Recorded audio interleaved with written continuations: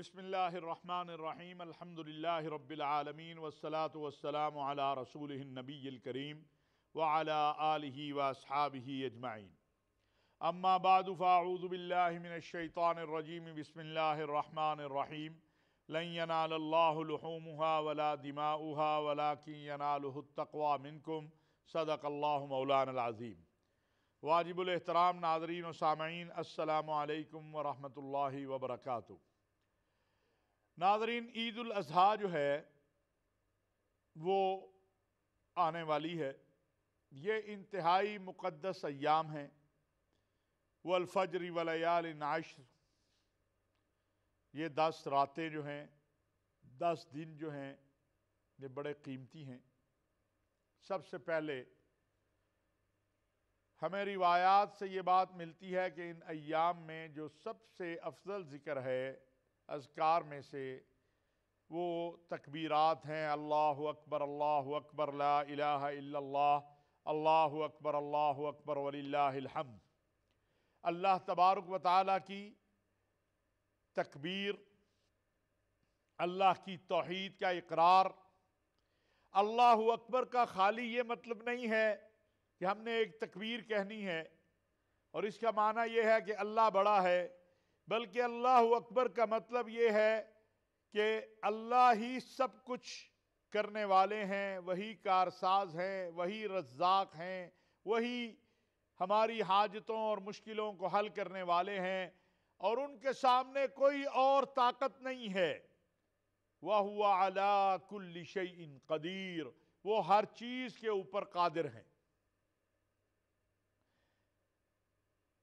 اللہ ہی خالق ہیں، اللہ ہی مالک ہیں، اللہ ہی رازق ہیں، اللہ ہی مشکلوں کو حل کرنے والے ہیں، اللہ ہی حاجتوں کو پورا کرنے والے ہیں، اور میرا جینا اور میرا مرنا اور میری زندگی اور میری موت اللہ کے لیے ہے۔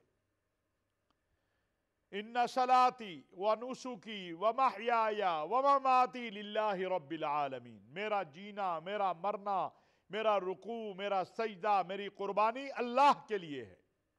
اگر اس میں ریا آ گئی، جیسا کہ آج کل ہم دیکھتے ہیں کہ جانور لیا اور پورے ملک میں ٹیلی فون کیا، بعض اوقات ہم دیکھتے ہیں ٹی وی چینلز پہ فون ہو رہے ہوتے ہیں، سوشل میڈیا پہ اتنے لاکھ کا، اتنے کروڑ کا۔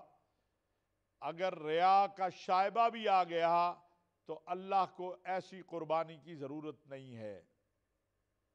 شہید کتنے بڑے درجے والا ہوتا ہے جو اپنی جان دے دیتا ہے۔ قیامت کے دن ایک شہید لایا جائے گا جو کہے گا اللہ میں نے تو اپنے لیے اپنی جان تیرے لیے دے دی۔ اللہ فرمائیں گے اس کو جہنم میں ڈال دو۔ وہ کہے گا اللہ میں نے جان دے دی آپ کے لیے۔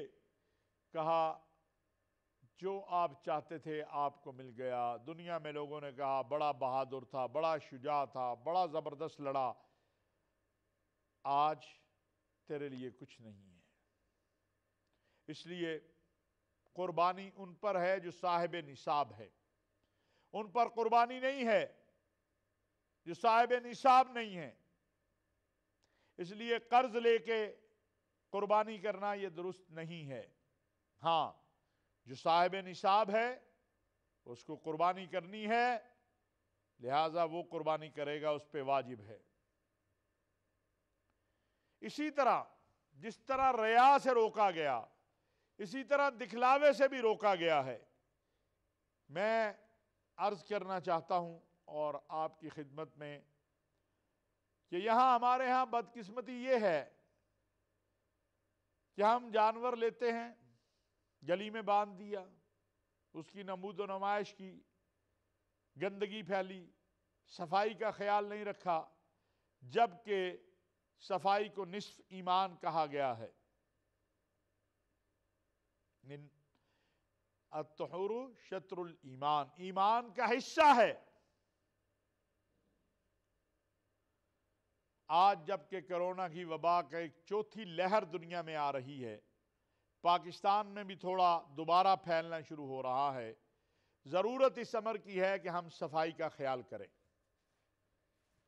ہم صفائی کا خیال رکھیں۔ دوسرا، اگر آپ نے جانور لیا ہے تو اسے باہر نہ پھیلائیں، لوگ دیکھیں او اتنے جانور لیے جناب یہ، ہو سکتا ہے آپ کے محلے میں، آپ کے علاقے میں، آپ کے ایریا میں ایسے لوگ بھی ہوں جو بیچارے جانور نہیں لے سکتے، ان کا دل دکھی نہ کریں اور صفائی کا خیال کریں۔ یہ سنت ابراہیمی ہے۔ حضرت ابراہیم علیہ السلام کی سنت ہے۔ صفا مروہ کی سعی ہو، رمی ہو، جانور کی قربانی ہو، یہ ابراہیم علیہ السلام کی سنتیں ہیں۔ اللہ تبارک و تعالی سے جو وفا کی، جو اللہ کے حکموں کو مانا، تو اس کے بدلے میں اللہ نے قیامت کی صبح تک کے لیے یہ پیغام دے دیا کہ ان الصفا والمروة من شعائر اللہ فمن حج البیت او اعتمر فلا جناح علیہ ان یطوف بہما ومن تطوع خیرا فإن اللہ شاکر علیم۔ جو بھی حج کرنے جائے گا، جو بھی عمرہ کرنے جائے گا، اسے صفا مروہ کی سعی کرنی ہے۔ صفا مروہ کی سعی ہے کیا؟ یہ چکر لگانا کیا ہے؟ یہ بھاگنا کیا ہے؟ یہ وہ اس ماں کا، حضرت حاجرہ علیہ السلام، جن کو حضرت ابراہیم علیہ السلام اس بیابان میں چھوڑ کے چلے گئے، واد غیر ذی زرع عند بیتک المحرم، واد غیر ذی زرع، ایسی وادی جہاں کوئی زراعت نہیں، جہاں کوئی کھیت نہیں، جہاں کوئی شجر نہیں، پتھر ہی پتھر ہیں، پہاڑ ہی پہاڑ ہیں، نہ کوئی پانی ہے، نہ چرند ہے، نہ پرند ہے۔ کہا ابراہیم ہمیں چھوڑ کے کہاں جا رہے ہو؟ کہا میرے اللہ کا حکم ہے، یہاں تمہیں چھوڑنا ہے اور مجھے اللہ کے پیغام کو پھیلانے کے لیے جانا ہے۔ چھوٹا سا معصوم بچہ ہے، اس کی ماں ہے، چھوڑا اور چلے گئے۔ اب بچے کو پیاس لگی ہے اور ماں بھاگ رہی ہے دو پہاڑوں کے درمیان پانی کی تلاش میں۔ اللہ نے کہا ہاجرہ، تو نے میرے نبی کی بات کو مانا، میرے پیغام کو مانا، میرے پیغام کے لیے قربانی دی، دیکھ تیرے بیٹے کی ایڑیوں سے وہ پانی نکالوں گا جو قیامت کی صبح تک انسانیت پیے گی۔ وہ غذا بھی ہے اور شفا بھی ہے۔ آب زمزم کے بارے میں اطباء کہتے ہیں کہ اس میں شفا تو اللہ نے رکھی ہے، رسول اللہ صلی اللہ علیہ وسلم کا فرمان ہے، کہا اس میں غذا بھی ہے۔ زمزم پینے والے کے لیے غذائی جو قوت چاہیے وہ بھی مہیا ہو رہی ہے اور شفا بھی ہے۔ اسماعیل کی ایڑیوں سے زمزم کا کنواں جاری ہو جاتا ہے اور وہ پانی مسلسل دنیا پیتی چلی آ رہی ہے اور قیامت تک پیتی چلی جائے گی۔ اور ادھر بڑھاپے کی اولاد ہے،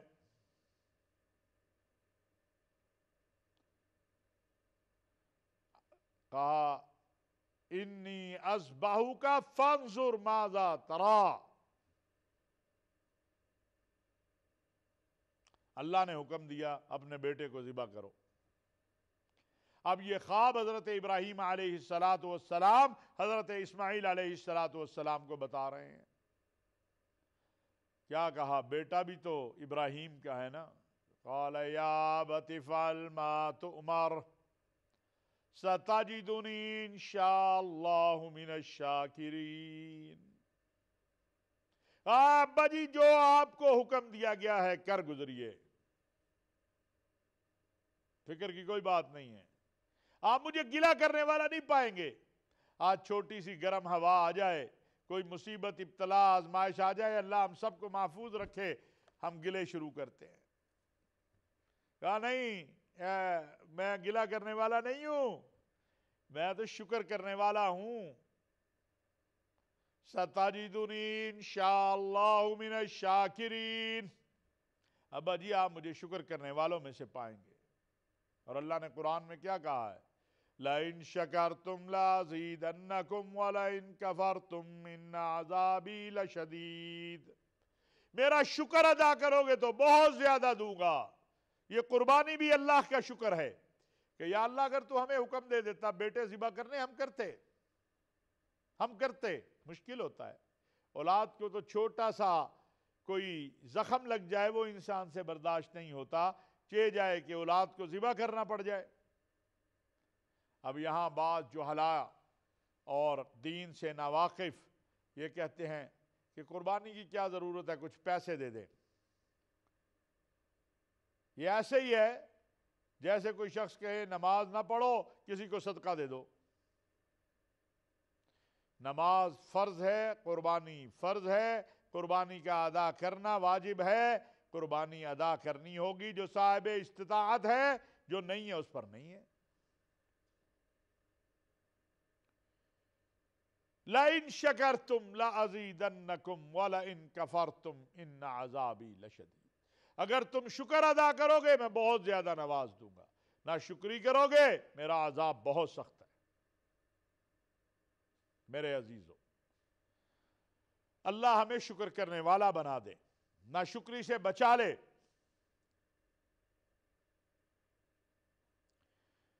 قربانی کا گوشت ہم کرتے کیا ہے؟ قربانی کا گوشت کھانا چاہیے، اس میں برکت ہے. یہ نہیں کہ سارا ہی دے دیں، کچھ گھر میں پکا لیں. یہ بھی نہیں کہ سارا ہی رکھ لیں، ویسے سارا رکھ لیں تو گناہ کوئی نہیں، لیکن 3 حصے بنا لیں جیسا کہ بتایا گیا ہے. غریبوں کو بھی دیں، اپنے رشتہ داروں کو بھی دیں، اپنے گھر بھی پکائیں تاکہ برکت آئے، آپ کے گھر میں برکت ہو. اور غرباء میں بھی تقسیم کریں، فقراء میں بھی تقسیم کریں، گھر رشتہ داروں کو بھی بھیجیں. پہلے ایک لسٹ بنا دیں کہ کون کون قربانی نہیں کر رہا، جو نہیں کر رہا ان کے گھروں میں پہلے بھیجیں. یہ جو ہمارے ہاں ران کلچر چل پڑا ہوا ہے کہ آپ میرے گھر میں ران بھیجیں، میں آپ کے گھر میں ران بھیجوں، یہ نہ کریں، یہ نہ کریں. یہ ٹھیک نہیں ہے، یہ مناسب نہیں ہے. کر سکتے ہیں، ناجائز بھی نہیں ہے، لیکن یہ تقویٰ، للہیت اور اللہ کی خوشنودی کے خلاف عمل ہے. اللہ کو راضی کرنا ہے. یہ قربانی اللہ کے لیے ہے، کسی فرد کے لیے نہیں ہے. اسی طرح میری گزارش ہے، میری عرض ہے، التجا ہے کہ نفلی قربانی یا تو اس کا گوشت پھر غرباء تک پہنچائیں. واجب ہے جو وہ ادا کر لی. اب جو نفلی قربانی ہے اگر آپ اس کے پیسے دے دیتے ہیں تو آپ کو 2 ثواب ہو جائیں گے، ایک اس قربانی کا اور ایک اس کسی مستحق کی مدد کرنے کا. لیکن واجب قربانی، اور یہ بھی مسئلہ یاد رکھیے کہ اگر ایک گھر کے اندر 5 لوگ ہیں، 5 ہی صاحب نصاب ہیں، تو 5 قربانیاں وہاں ہوں گی، ایک کی قربانی کافی نہیں ہوگی. یہ بھی ذہن میں رکھیں.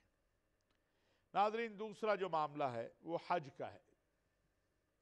اللہ تبارک و تعالیٰ کا فضل ہے، کرم ہے، احسان ہے، اور سعودی عرب کی حکومت کے ہم شکر گزار ہیں. خادم الحرمین شریفین شاہ سلمان بن عبدالعزیز، ان کے ولی عہد امیر محمد بن سلمان، ان کے وزیر داخلہ امیر عبدالعزیز بن سعود بن نائف، وزیر وزارت حج و عمرہ، جنہوں نے اس کرونا کی وبا کے باوجود 60,000 حجاج کے لیے انتظامات کیے ہیں. یہ آسان کام نہیں ہے. ہر کوئی چاہتا ہے حج پہ جانا. مسلمان جو ہیں ان کے دل مکہ اور مدینہ کے ساتھ دھڑکتے ہیں، الاقصی کے ساتھ دھڑکتے ہیں.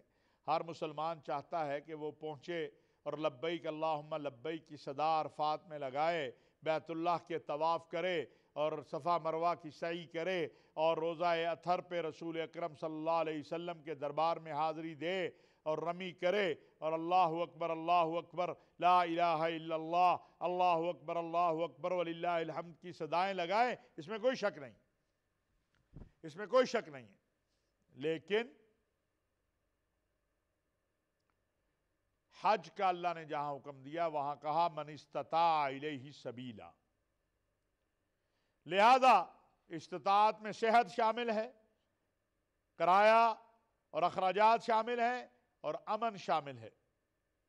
اس وقت صحت کی وجہ سے، کرونا کی وبا کی وجہ سے پوری دنیا مغلق ہے، بند ہے۔ احتیاط بہت ضروری ہے۔ پاکستان میں اللہ تبارک و تعالیٰ کا فضل و کرم ہے، بہت بچت ہوئی ہے، لیکن احتیاط پھر بھی کرنی ہے۔ کچھ نہیں تو ماسک تو ضرور لے لیں۔ انشاءاللہ اس سال 60,000 لوگ حج کریں گے۔ عرفات میں لبیک اللہم لبیک کی صدا لگے گی۔ اللہ کے دربار میں کھڑے ہو کے عرض کریں گے مسلمان کہ یا مالک الملک، یا الہ العالمین، یا ارحم الراحمین، ہمارے گناہوں کو معاف کر دے اور اس وبا کو پوری انسانیت سے ٹال دے۔ وہ اللہ معاف کرنے والے ہیں، اور ان سے بڑا کوئی معاف کرنے والا نہیں ہے۔ وہی ستار العیوب اور غفار الذنوب ہیں۔ انہی کے دربار میں ہمیں حاضر ہونا ہے اور انہی سے معافی چاہنی ہے، اسی سے رحم لینا ہے، اسی سے کرم لینا ہے، اسی سے فضل لینا ہے۔ وہی شافی ہے، وہی کافی ہے، وہی علام الغیوب ہے، وہی قدیر ہے، وہی قادر ہے۔ ہمیں اپنے رب سے خوب مانگنا ہے۔ یہ ایام مانگنے کے ایام ہیں، یہ ایام لینے کے ایام ہیں۔ ان ایام میں اپنے رب کی طرف خوب رجوع کرنا ہے۔ وہ خالی ہاتھ کسی کو بھی نہیں لٹاتا ہے۔ حج کے انتظامات اب تک کی جو اطلاعات ہیں بہترین کیے جا رہے ہیں۔ میں اپنے اس پروگرام کے ذریعے اپیل کرنا چاہتا ہوں تمام پاکستانیوں سے اور مسلمانوں سے کہ سعودی عرب کی حکومت نے بغیر تصریح کے، بغیر اجازت کے، بغیر انتظام کے کسی کو حج کی اجازت نہیں دی ہے۔ خدا را احتیاط کیجئے، بغیر اجازت کے حج کے لیے نہ جائیے۔ اس سے آپ کے لیے، آپ کے سفارت خانے کے لیے مسائل پیدا ہوتے ہیں۔ احتیاط بہت ضروری ہے، احتیاط کیجئے، قوانین کی پابندی کیجئے۔ آپ قوانین کی پابندی کریں گے، انشاءاللہ وہ وقت قریب آنے والا ہے جب مسلمانوں کے لیے بیت اللہ کھلے گا، حج و عمرہ زائرین جائیں گے انشاءاللہ اگلے سال لبیک اللہم لبیک کی صدائیں لگاتے ہوئے پوری دنیا سے حجاج پہنچیں گے۔